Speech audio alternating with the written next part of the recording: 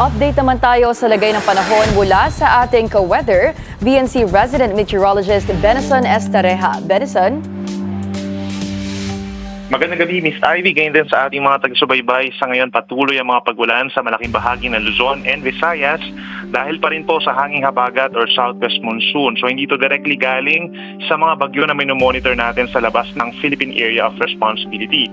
Si Typhoon Dolphin nasa 825 kilometers north-northeast of extreme northern Luzon at patungo dito sa may eastern China, habang yung isang panibagong bagyo, tropical depression, napakalayo po, 3,055 kilometers, silangan naman ng extreme northern Luzon at hindi naman po papasok ng ating PAR. Within the next 24 hours, pinakamatitindi ang ulan dahil sa habagat sa may Ilocos Sur, La Union, Abra, Benguet, ganyan na Zambales, Bataan at Occidental Mindoro.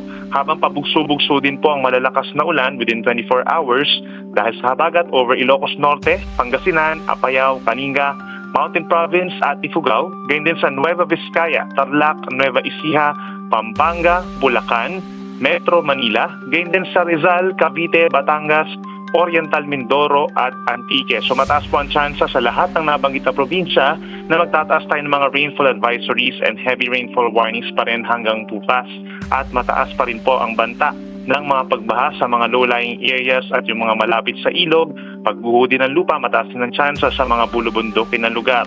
Yung truck o yung outer portion lamang nitong bagyong Dolphin, nagdadala rin ng mga pag-ulan over Batanes and Babuyan Islands, habang may mga light to moderate rains naman over Zamboanga Peninsula, natitirang bahagi ng Luzon at Visayas, Misamis Occidental, Lanao del Norte at Lanao del Sur. While the rest of Mindanao, partly cloudy to cloudy skies naman within the next 24 hours at may chance lamang ng isolated na ulan at mga thunderstorms.